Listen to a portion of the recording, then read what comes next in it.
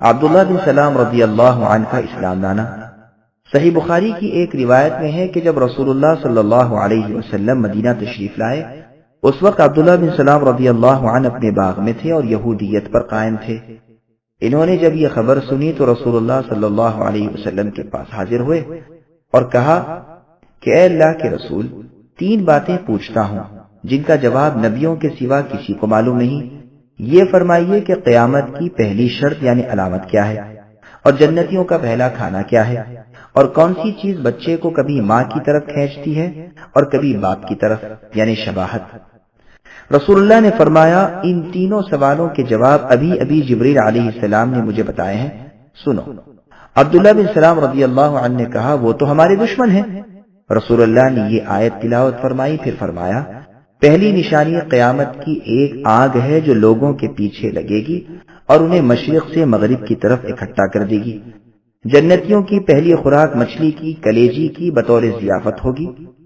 جب مرد کا پانی یعنی منی کا عورت کے پانی پر سبقت کر جاتا ہے تو لڑکا پیدا ہوتا ہے، اور جب عورت کا پانی مرد کے پانی پر سبقت لے جاتا ہے تو لڑکی پیدا ہوتی ہے۔ یہ جواب سنتے ہی عبداللہ بن سلام رضی اللہ عنہ مسلمان ہو گئے اور پکار اٹھے اشہد ان لا الہ الا اللہ وانک رسول اللہ۔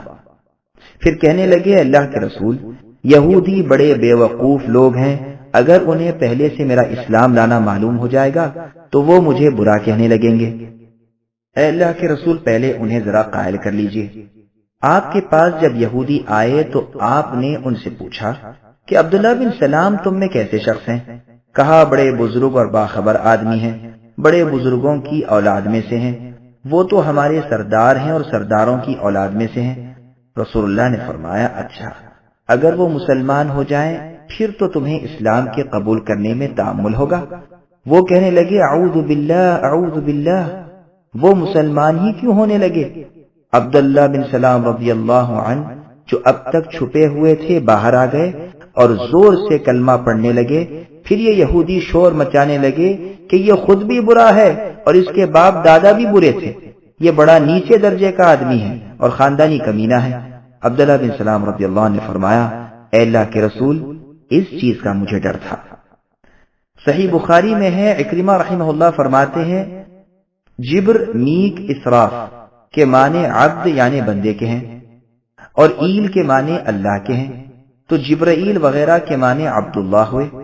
بعض لوگوں نے اس کے خلاف معنی بھی کیے ہیں، وہ کہتے ہیں ایل کے معنی عبد کے ہیں اور ان سے پہلے کے الفاظ اللہ کے نام ہیں، جیسے عربی میں عبداللہ، عبد الرحمن، عبد المالک، عبد القدوس، عبد السلام، عبد الکافی، عبد الجلیل وغیرہ۔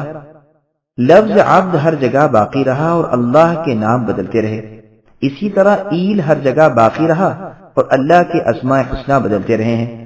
غیر عربی زبان میں مضاف الیہ پہلے آتا ہے اور مضاف بعد میں، اسی قاعدے کے مطابق ان ناموں میں بھی ہے، جیسے جبرائیل، میکائیل، اسرافیل، عزرائیل وغیرہ۔ سبسکرائب کیجئے ہمارے چینل اور دبائیے بیل کا آئیکن تاکہ آپ کو ریگولر نوٹیفیکیشن اپڈیٹس مل سکے۔